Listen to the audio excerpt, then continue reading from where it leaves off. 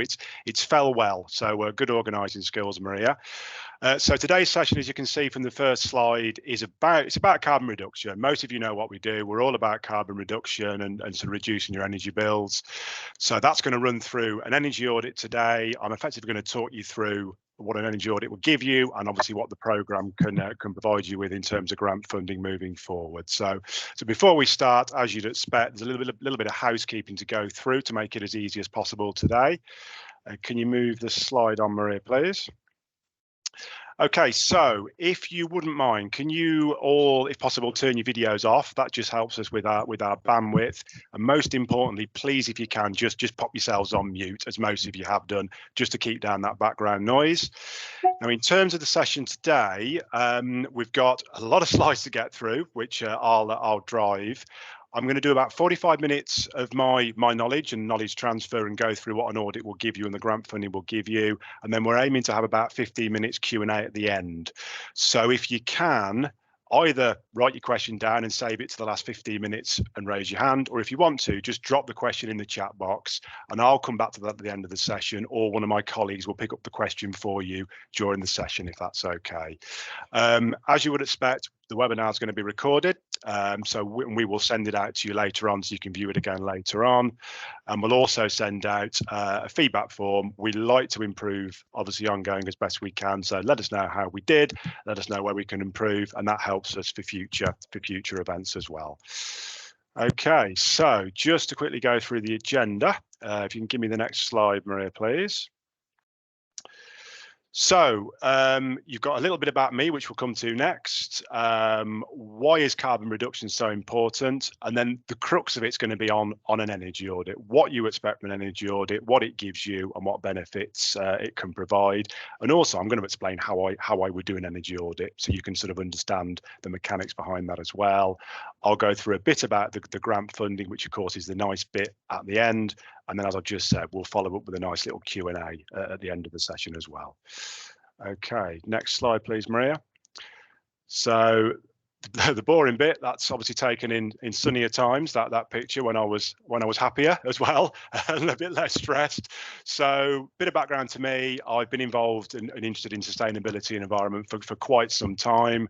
I've recently qualified with an MSc in sustainability and environmental management, which is why I got my job at Coventry Council.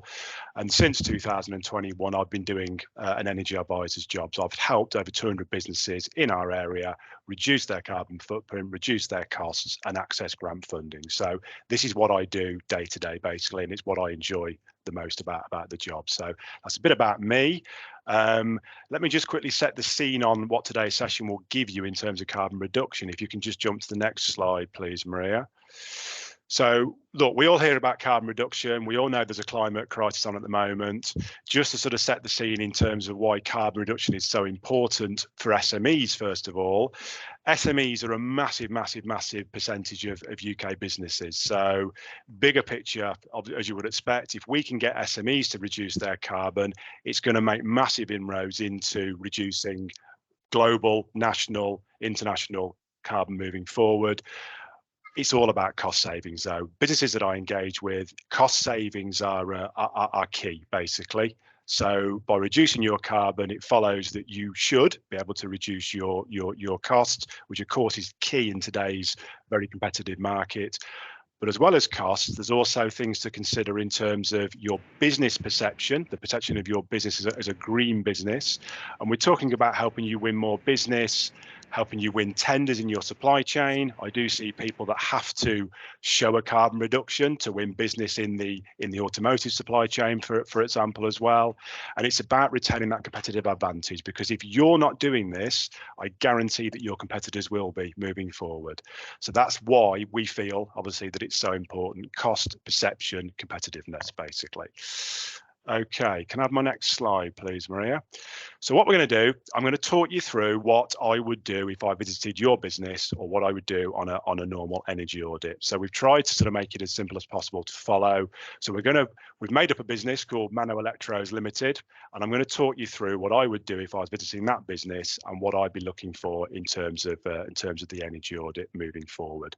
And we're going to sort of pepper it with examples from real businesses, some case studies, and some nice facts and figures figures to show you the benefits of engaging with us and what it will bring to your business.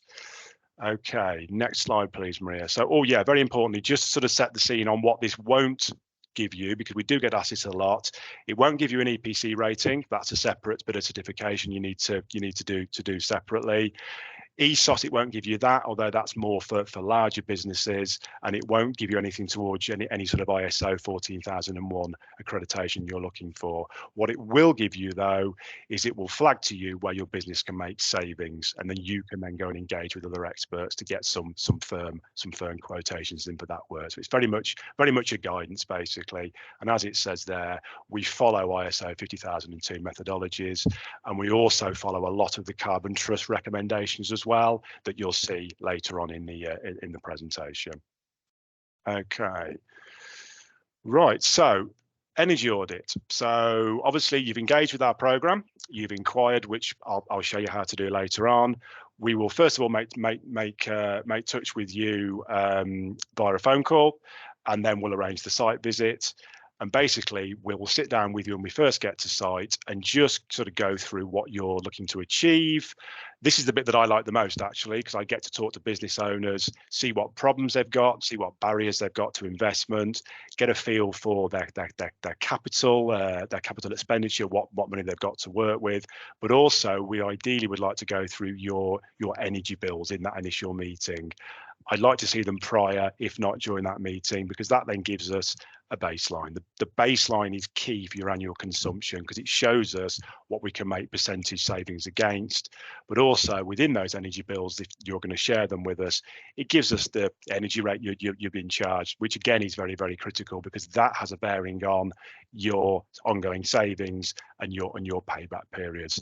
So we're doing a nice initial meeting first of all to see where the business is sat and what you're looking to achieve moving forward, basically. And then we go on to the actual site walk around. If you can jump to the next slide, Maria. Okay, so at the same time, I would then typically do the meeting I've just mentioned, and then we do a walk around. Now, I always say this to people: it's not rocket science. We're walking around with you, and we're looking for things that are inefficient. So we're looking at things like your heating, your lighting, your insulation, which I'll explain a bit later on, your processes. We're looking at things that we can recommend, that we can measure, and we can recommend better ways of doing those things. Basically, as I said, it's not rocket science, but that is why those why those energy consumption and billing information is so important to have before that walk around, basically. And we'll typically take photographs, we'll take some notes as we're walking around, we'll talk to you, we'll talk to some of your workers to get a feel for what's going on site, basically. Okay, so these next couple of slides are aim to break down the things that I'm typically looking for when I'm doing an audit. So hopefully they'll break it down easily for you to understand. So first thing I tend to look for is, what are the windows like? What are the doors like in a building premises? Now, it's important to state, of course, that we do audits on a variety of different sectors and a variety of different sort of type of buildings. It could be a manufacturing centre, it could be an office block, but generally the theory is the same. It's essentially, if you've got, in this instance, you've got single glazed windows, they're inefficient, they could be very, very drafty anyway. They could be obviously low security, which is another benefit of putting in better glazing. So I would look at the glazing on a building first of all. And again, as I mentioned on one of the previous slides, we use Carbon Trust methodology pretty much throughout these audits to work out for you what the savings would be. Now, that diagram on the left-hand side of the slide, that's a Carbon Trust diagram that we use a lot. So as you can see, one of the arrows to the left-hand side indicates a 26% gain from windows. So essentially that means that I know if I meet a building that's got very poor glazing, we can give them a 26% efficiency gain by upgrading to double glazing, basically. So double glazing itself should have a U value of 1.6 or below, but again, a good supplier will give you the guidance on that. My job's to show you what the savings would be for putting in double glazing. Now, if we go to the next slide, I will show you a live example of that, basically, which is actually one that I worked on quite recently. So I met with a manufacturing premises in Coventry, We worked out an indicative cost of about £3,000 to do the glazing, and I worked out using that 26% annual saving, we could save that business £845 per annum by installing double glazing, and then we can start to do the simple mathematics of working out a payback period. In this instance, before any funding, 3.5 years, and saving 3.31 tonnes of carbon. Now, just on the project cost I flagged there, we all of us in do this have a good idea of what things cost because we see quotes a lot during the course of our day. It may be that you've already got a quote. If that's the case, we can work out the payback figures based on your actual figure basically, but we like to give you guidance on what those potential savings are. So just to confirm, one of the first things I'd look at is as I say, windows and doors and so on. And if we just go to the next slide, Maria, what we've tried to do in this presentation is give you some examples of actual live case studies. So Learn2 Group was a company I worked with in Warwickshire, where we helped them out with a variety of things, including glazing, new heating, and we were able to sort of reduce their energy spend by over 30%. So just shows you, I know the figures are important to businesses, but it shows you what possibilities are out there to reduce that energy use for you. Okay, right, jump to the next slide, if you could, Maria, thank you. So again, you can see how I'm breaking this down to make it easy to understand. The next thing I would tend to look for is insulation. And you can see again from that carbon trust diagram that I mentioned previously, we can see that if we were to put in roof or loft insulation, we're going to make 22% approximate savings. And if we're going to put in some sort of wall insulation, be it cavity or cladding, we can save around 9% basically on energy bills. So again, if we just jump to the next slide, please, Maria. Again, indicative cost is the same as with the windows, it's £3,000. But as you can see with this example that was a live example, there was a lot of heating expenditure, therefore the annual savings were really high, just over £2,000. Therefore the payback is 1.5 years, which is almost a no-brainer basically. So just shows you how we sort of start to work out those benefits of improving things on your building premises. Next slide, please, Maria.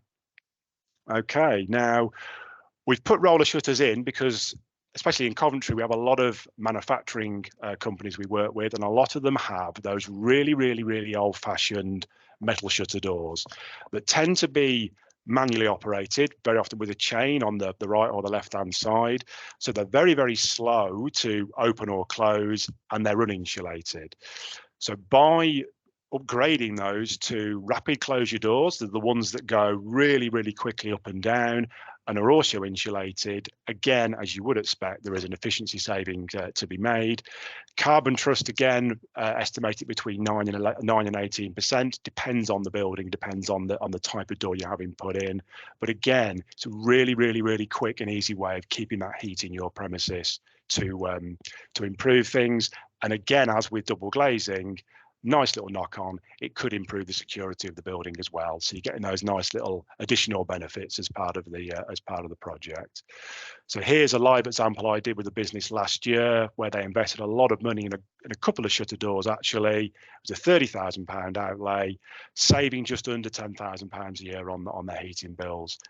Just a 3-year payback, and again, that is before any funding. So as you can see, it's a really nice way of getting something better into your building and also reducing those energy bills moving forward. And we've got a nice little case study on the next slide, Maria, please. Yeah, again, TechnoSet were a business that we worked with recently where they did a lot of things, including insulation, roller shutter doors, and so on. And as you can see, we've not got the actual cost-saving figures for these case studies, but a bill drop of 33% for a big business that's probably spending £200,000 or £300,000 a year on their energy is a considerable ongoing saving, basically. And of course, it's improving things on site as well. So very much a win-win-win for you. Okay, can we go to the next one as well? Yeah, again, another live case study that we work with under the Green Business Programme. As you can see, they've looked at LED lighting that we'll come to shortly, wall insulation, roller shutter door, higher security on the doors as well. 60% drop in their actual ongoing heating and lighting. So a fantastic reduction. Most of it was funded by ourselves as well. So again, it's a really, really good way of looking at things and breaking down. And what this is all about is showing you as a business owner what those potential savings can be. Okay, so moving on to, in fact, believe it or not, this is actually the thing that we funded the most over the years. Under our old green business program, it's the most popular thing we've actually provided grant funding on, and one of the easiest things to do. So as you would expect, lighting means LED lighting, and effectively it's replacing those really old traditional fluorescent and halogen lights on site with a better equivalent. Just as a point, as far as I'm aware, I'm not sure when it's going to happen, but it's going to happen soon. Fluorescent tubes will be phased out soon, so you won't be able to get them anymore. They are very expensive now anyway, and they obviously aren't as efficient, and they tend to die more quickly than an LED equivalent. So it's a really, really quick win for your business to put in place better lighting. We also find, as you probably experienced yourselves, if you've had this lighting put in place, LED lighting is it's a better quality, basically. A lot of companies that we work with that are, say, machine tool operators that are quite precise engineering companies, the workers like that better quality light, better on the eyes, and they can see what they're doing better. So again, it's a double win for you. Now, it's quite a bespoke thing to actually look at. So for this, unlike with the previous ones we've seen, there's not an actual estimated percentage gain for lighting. It depends on the actual type of lights you've got in place, what your operating hours are, and so on and so forth. But if you just jump back to the previous slide, Maria, if that's okay. Yeah, thank you. There's actually, sorry, I've got confused. Go back to the one on the energy efficiency lighting again, Maria, the following one. That's it. On the one before, sorry. One with the light bulb on, that's it. On there's a hyperlink that takes you to a carbon trust calculator that we all use. That will let you put in what your current lights are, how long they're on for, and it gives you an estimated saving moving forward on what it would save you if you were to put in LED lighting, basically. So use it. It's a nice little tool to help you get some guidance on that. So if we just quickly go to the next slide, Maria. Okay, so here's some live case studies that we worked. All of these had lighting and other bits installed on site. So we had Middlemarch Environmental. It was nearly a £3,000 a year saving. Acton Finishing was very, very similar. And then Gennaro Organic, again, LED lighting and other bits and bobs, saving estimated 30 to 50% on their bills. So it's a really, really, really quick and easy win to get things moving on site for you. So that's the lighting. Have a look at that link if you've got time. It's a nice, easy portal to use, but it's definitely one of the things that we always have funded the most, and I think we'll continue to do so moving forward. Okay, next slide, please, Maria. So heating. Obviously, we're all using it a lot today, especially I know I am. Heating is actually one of the largest energy consumers for any site, basically. Now we're looking at approximately 40% of energy use goes into heating, more on a day like today. And it's often the measure with the most different options and most different sort of things you can do to improve it, basically. I find as a guide, it's very bespoke. Every site I've ever done an audit on for heating tends to be different. And of course, as you would expect, it differs depending on what sector you're operating in. Manufacturing will have a different sort of business size and building size than an office block, for example. So I'm going to guide you through things that I've recommended for heating. Just bear in mind that this is a very, very big topic, though. We've actually done in the past webinars just on heating as an example. So this is a guidance, but if you engage with us and get to the audit point, we'll go through it with you and give you more of a bespoke idea moving forward. So if I can jump to the next slide, please, Maria.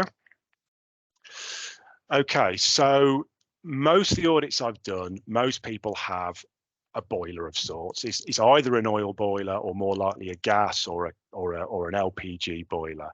So simplest way of improving your efficiency, if that boiler is old, is to replace it with a more efficient boiler, basically. Now, if you have an old boiler of say 15, 20 years old, by putting in a new boiler, ideally with a SAP seasonal efficiency rating of around 90%, that's a new really high efficient boiler, you can make savings of around 30%. So you can start to, in the same way we looked at those previous slides with the little tables on, we can start to work out, looking at your gas usage for the year, what those 30% savings will be against.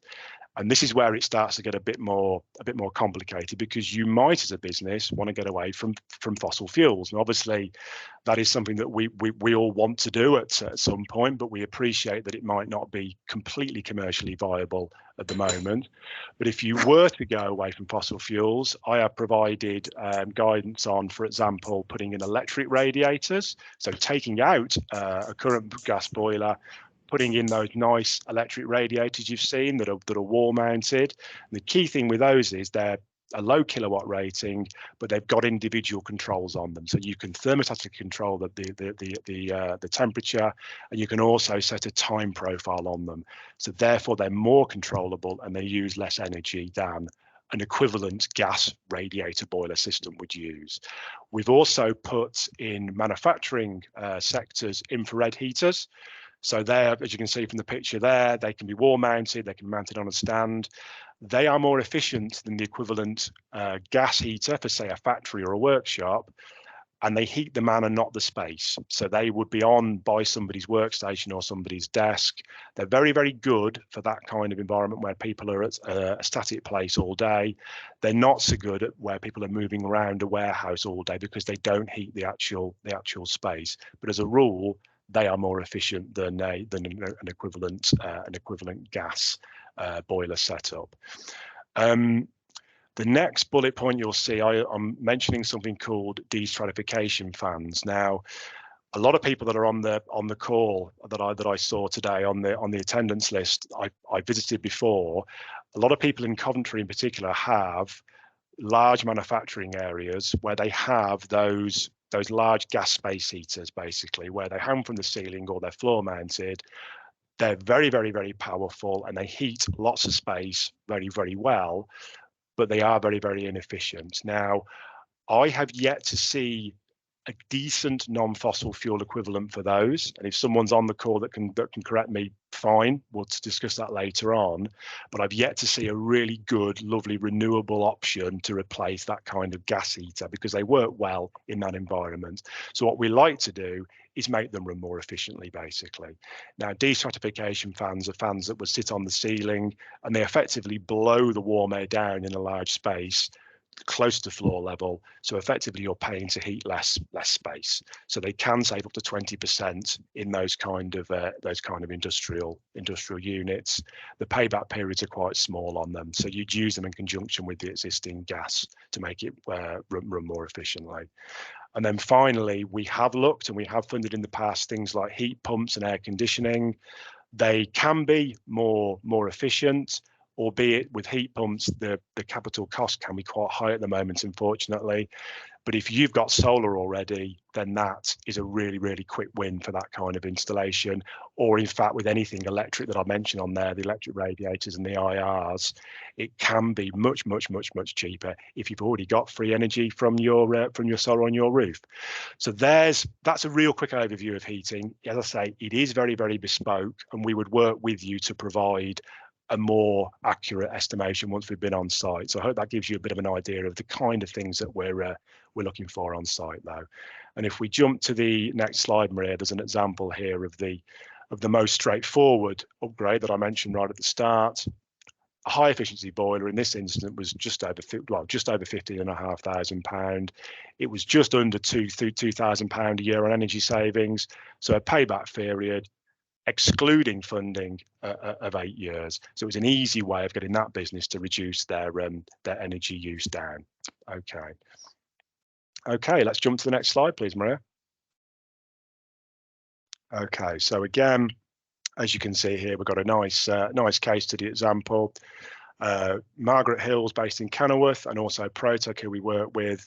Using that methodology I've gone through, we improved their lighting, we improved their heating systems, both of those businesses saved over £2,500 a year on their energy bills moving forward. So really quick and easy win for them, and obviously they managed to get a nice size grant as well to contribute towards those improvements. And the next slide is pretty similar as well. Yeah, again, slightly bigger business here that we helped. This business saved, I haven't got the actual figure for ongoing monetary savings, but 47 tonnes of carbon, which is a lot of energy savings moving forward as well. So I hope that's given you an idea of the heating. As I said, it is a bit more complicated than most. Engage with us though, and we can identify things for your particular site when we actually get to meet up. Okay, next slide, please, Maria. So during the walk around then, as I said before, we're looking for things that can save energy. And we do often see people ask, and we do see inefficient machinery. So if you're in manufacturing in particular, you might have a very inefficient lathe or a CNC machine and so on and so forth.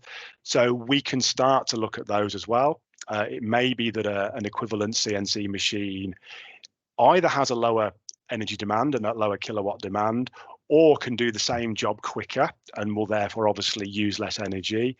Those things we can look at for you, and those things we can also look to apply some grant funding to as well. We also will be able to give you guidance on manufacturing processes. By that, I mean ways of cutting down on energy use. And the example I tend to use at this juncture is I worked with a business in Atherstone some time ago where they were a manufacturing company that spent a lot of money on washing metal parts in a parts washer before they went for sale. What we did was we invested in a centrifuge which spun the parts, and therefore it got the oil extracted from the parts before they were washed. So that gave two benefits. One, the actual washer could be on for less time, and two, the oil from the centrifuge could then be reused. So it was a double win in terms of energy use and cutting down on the customer's oil consumption, and we were able to fund it as well. So there are quite sort of bespoke things we can look at when we're with you on site as well, to try and guide you in terms of your manufacturing and process improvements as well. Okay, next slide, please, Maria. Okay, and this just gives you a sort of an overview of two businesses we work with extensively over the years. Sargentons in particular, we help them a lot with a variety of things, including their processes, LED lighting, gas furnaces in terms of their processes. So we look at everything as best we can, basically. Okay, next slide, please, Maria. Okay, this kind of ties in with the manufacturing detail from the previous slide, but we do fund these a lot. If we see a manufacturing business with a very old compressor on site, we know we can help make some quite significant improvements for them. So old compressors, I've seen them on 24/7. They can be on all the time. Some people I've met, they can't even turn them off, so they're on all the time. So get rid of an old compressor, put in a variable speed compressor that's only on as and when you need it, and also check all your air lines on site, because leakage on the air lines can obviously lead to the compressor running a lot more than it needs to. There are significant savings to be made by improving your compressors, and if we jump to the next slide, it outlines it quite nicely for you. So here's a live example that I've worked with myself. It was just under a £50,000 cost for the compressor. Big capital outlay, we appreciate that. But if you look at the annual savings, over £20,000 a year savings. So really worth doing on that. And a good point to make on compressors, from experience, we can guide you on those savings, as you've seen from that slide there. Most compressor companies that I've seen will do the cost analysis for you on a more detailed basis. They'll put some sensors and do some reporting on site to monitor your current usage on the compressor, and they'll provide you a nice, very detailed energy analysis to say what the new compressor will save you more accurately than I could.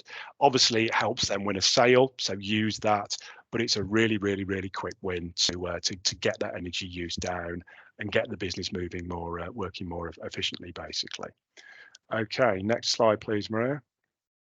Okay, again, Another live case study, 3P were a company that did install a nice new compressor, as you can see there, and took advantage of those benefits. Huge energy usage saving there. I've not got the cost figure, unfortunately, but 290,000 kilowatt hours a year is a huge saving. Basically, it's got to be hundreds of thousands of pounds a year saving. So definitely a win-win for that one. Okay, next slide, please, Maria. Okay, so once we've done our walk round, and as you can see from the things I've mentioned so far, we're looking for things in the fabric and things on site. One of the things we talk about the most is solar. We're all very, very pro solar at Coventry Council, and I imagine it's the same at any other local authority or auditor that you get to meet. Now, first of all, in terms of funding, the main funding that we have available cannot be used for solar. Okay, now at Coventry we have a very, very small pot where it's eligible. You would have to check with your local authority or project delivery partner to see whether it's eligible in your area, but the B's funding does not allow funding for solar, unfortunately. Now, with that in mind, again, we're very, very pro solar here. I feel it's worth doing grant or no grant personally, and we would always give you, or I would always give you, guidance on solar within my energy report, whether it can get the grant or not, because I feel it's worth looking at as a business, basically. Now, in terms of payback periods depend on the energy rate you're being charged, obviously. I've seen paybacks as low as 9 months for solar when people's energy rates were high and their usage was high. Typically, they can be 3 to 4 years. So even though there's no grant available, please look at it, in my opinion. We'll put it into our reporting for you, and it's certainly worth looking at, not only for the cost saving benefits, but for what I always call the soft benefits. It will allow you to promote your business as a green business. It will help you therefore win that supply chain business we spoke about beforehand. And it also makes, if we're looking at the heating, backing up a little bit, anything we're looking at in terms of the heating that we're turning into electric heating, by putting solar in, it makes it a double efficiency gain for your business. So definitely worth looking at, in my opinion. As you can tell, I do like solar. Okay, so next slide, please, Maria. And again, just to follow that up with a live case study that we've worked with recently, we helped GRM Consulting out with exactly that. We put in some solar, some LED lighting, and they were saving over £5,000 a year on their energy bills. Exactly that, an absolute no-brainer in my opinion.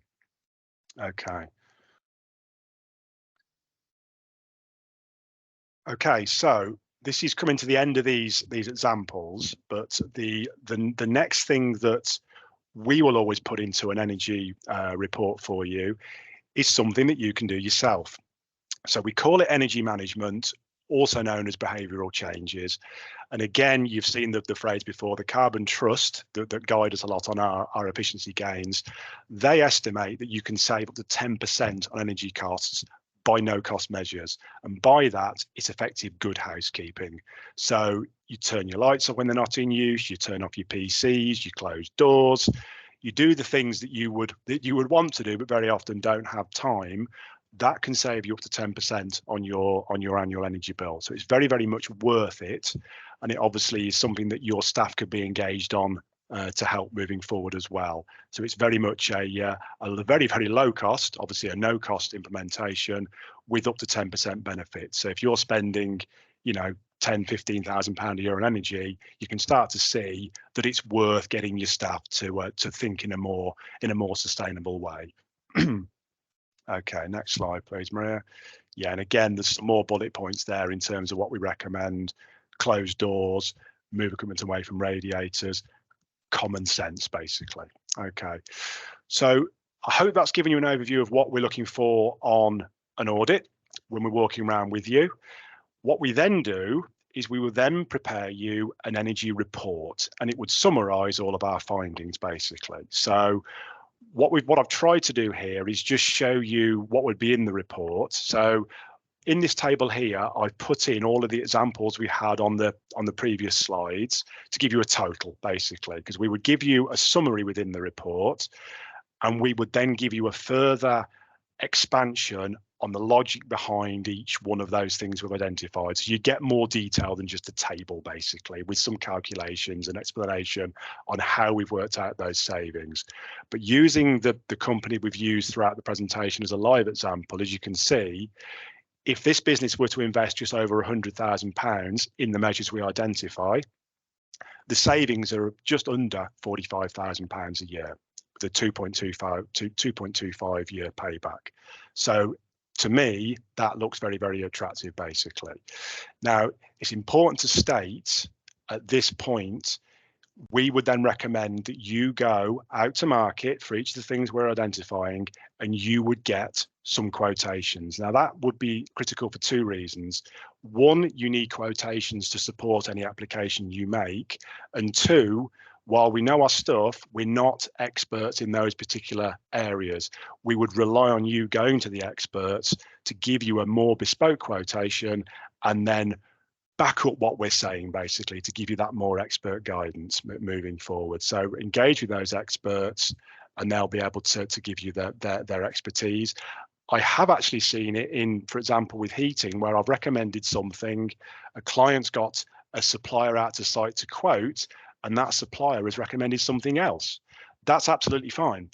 The company will then come back to me, we can amend the figures and work out what those savings would be, and we can then work out what the actual potential grant funding is moving forward. So our time, just to confirm, our time is free and it's very much for guidance. The grant that we'll speak about a bit later on is that it is a grant, nothing to pay back, but we do feel it's appropriate to engage with experts just to sort of back up what we're saying and get a second pair of eyes on it, basically. Okay, right, next slide. Okay, so that's all the facts and figures for now. So I hope it's given you an overview of how the audit works and what to expect from a report. So I'm going to sort of tie up now by talking a bit about the actual programme itself. So as you can see, the Decarbonisation Net Zero programme gives you this, gives you the advice, gives you these sessions and walks you through the grant application process. Just jump to the objective slide if you can, Maria. Okay, so as you can probably tell from the previous slides as well, we operate within the West Midlands Combined Authority area and the Warwickshire area as well. So it's all very much the similar funding. There are nuances between each local authority, though, in terms of the funding in terms of the funding allocation. But as a rule, the funding is between £1,000 and £100,000 grant based on a 50% intervention. As you can see there, there's a fair bit of work to do to get to that point. So the quicker you engage, get us on site, the more we can give you bespoke guidance on A, the savings, and B, the type of grant. But the money is available for all the things I've identified and possibly more as well. So do engage and we can get out and see you as soon as possible. Okay, next slide, please, Maria. So as you can see, we are very, very busy. We're very engaged and we're committed to helping your business in your area. The programme runs until March 2025. So quicker you engage, the better. We have got time, obviously, we've got over a year to get out there. Quicker you engage, though, the quicker that pot's available and the quicker you can start to make savings, which is the important thing, basically. And just to confirm as well, the areas we cover is obviously West Midlands Combined Authority, so Birmingham, Solihull, Coventry, the Black Country, and also Warwickshire as well. So just then to move to our next slide, it's important just to walk you through what to expect from us in terms of the process. So first thing you need to do if you are interested, and I hope you are, is register. That registration then gets triaged to the respective area and person. So we will then check your eligibility. We would then contact you and get out to see you. We then do the assessment that I've mentioned previously and give you the guidance and provide that report. There's an extra step in here which I need to stress. Once we've done the report, you will need to go out and get those quotes that I mentioned beforehand before you can apply.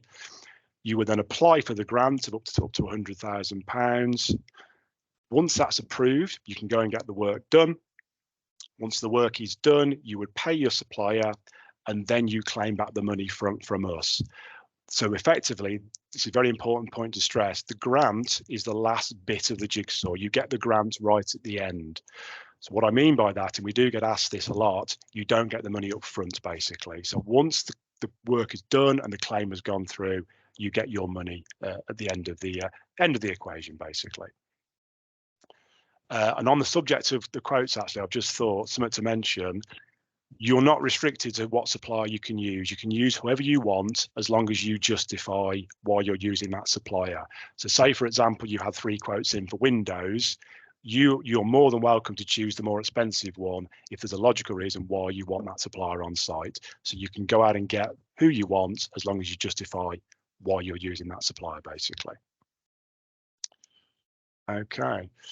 So just tying up, and I'm very impressed with my time management. I've timed this very well. So just tying up on the last couple of slides then. Extra resources for us. We're obviously here to help you, and we know that knowledge is power. So we have something called the Green Business Network that is free to join. Currently, we have nearly 3,000 members on there, and that's all about networking. So there's lots of other companies on there. You can network, you can hear about all of our events, hear about other grant support opportunities. It's free to join. There's a QR code there. Jump on and join. That's my recommendation on that. And then next slide, please, Maria.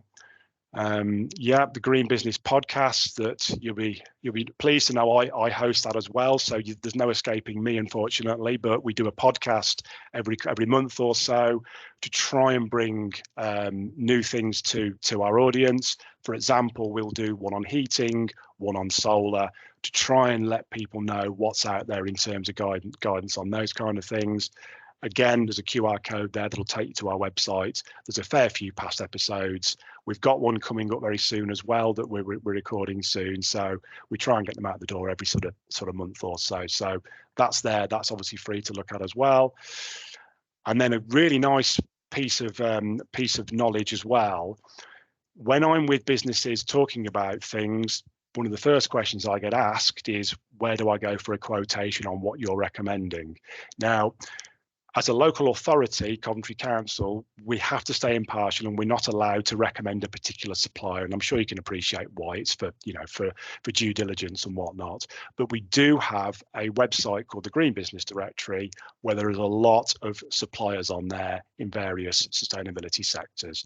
So follow the link, and there's a lot of companies on there that can come out and give you quotes based on what we're recommending, basically. Okay. Next slide, please, Maria. Okay. Important to quickly add in terms of the registration, we will share with you 2 links. There's a separate link for West Midlands businesses to register their interest, and then a separate link for Warwickshire businesses. So we'll share those links for you moving forward. If it is of interest, get in touch, and we can engage, and we can get out and see you, basically. Okay, so that's my rapid fire 48 slides that I'm pleased to have got through. I hope it made sense. I hope I didn't talk too quickly, and I hope it all was understandable. So shall we go to some questions first and foremost? So I'm hoping there's some bits in the chat. Right, let's have a look. What's okay. I'm just checking in the chat, see whether anything's not been answered yet, because my colleagues have been jumping in and answering as we go along. Let's have a look.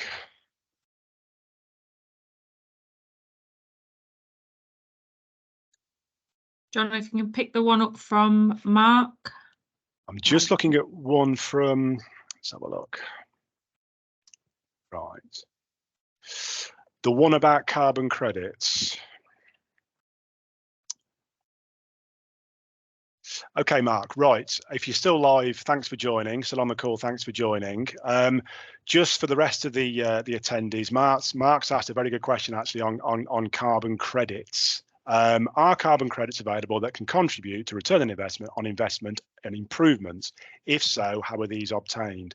Now, the honest answer, Mark, and I hate to do this, I don't know. I will have to come back to you on that if that's okay.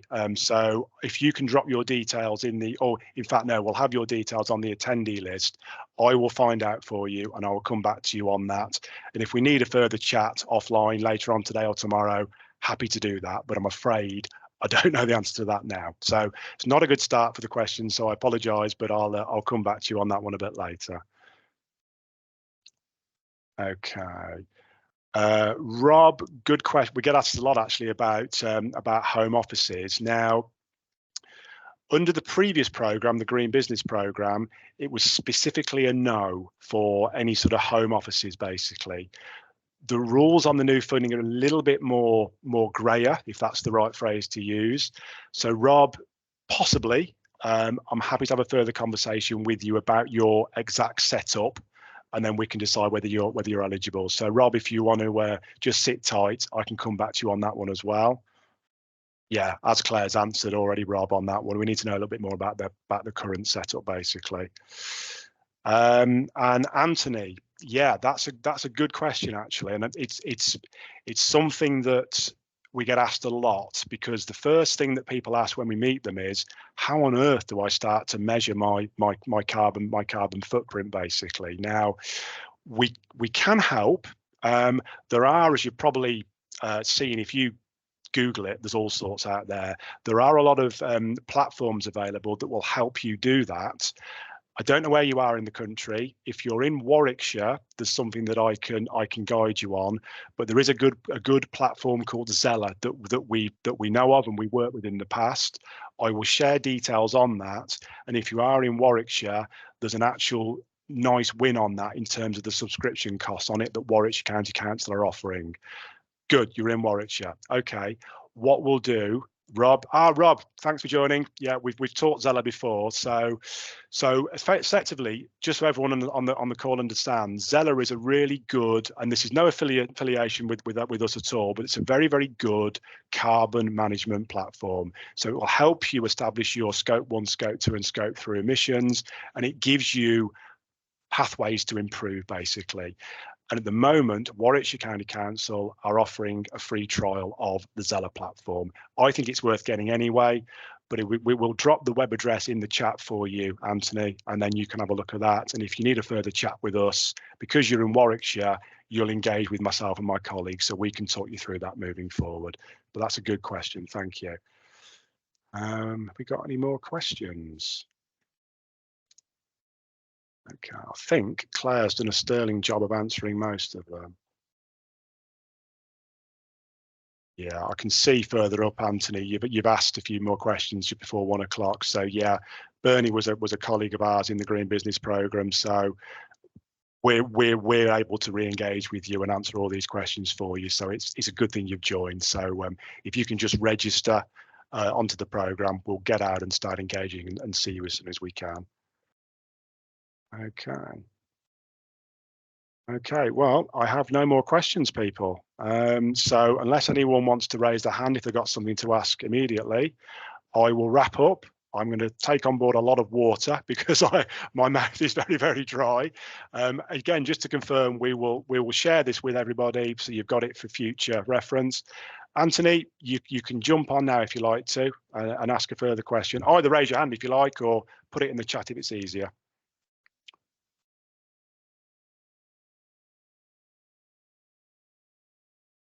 Hi, Jonathan. Do we have your email so I can send you some information? Yeah, I'll put it in the chat for you. No problem at all. Thank you. I can assist you with the carbon credits as well. Ah, excellent. Okay, sorry, I can't see who's calling. Sorry, who's on the? It's Tony Gayden. Hello there. Good afternoon. Yeah, what I'll do is I will drop my details in the chat. So contact me, and then let's have an offline chat if that's okay, and we'll see what we can get involved for you. Yes, because I can also sort out the solar and battery storage. Good stuff. Heating. So okay. I'd like a proper chat with you if that's okay. Yeah. Ping me over an email once we've decompressed, and I'll be in touch if that's okay. Okay, will do. Okay, good stuff. Look forward to it. And then finally, Anthony's asked a question on internal training for staff. Very good question, actually. I can, There is training programs available through IEMA, which is the one of the accreditations that we've adhered to.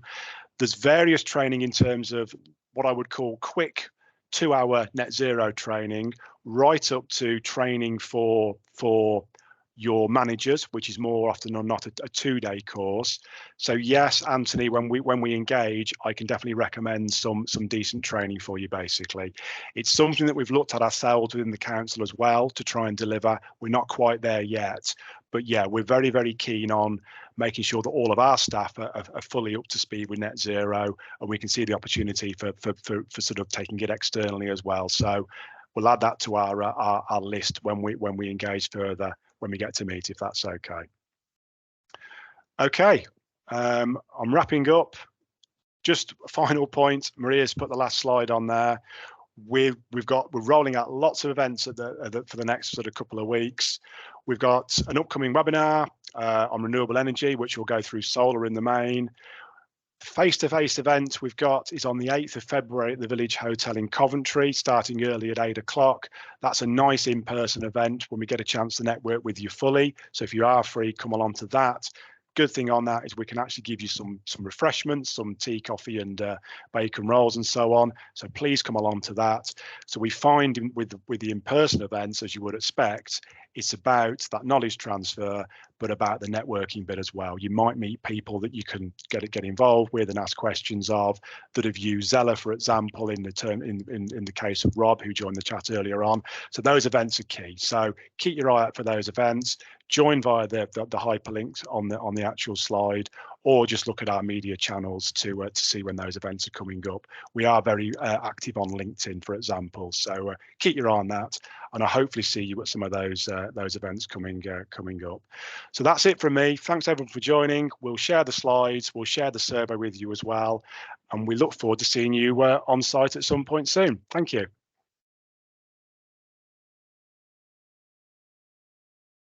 Thank you, Jonathan. Thank you. Thanks for joining.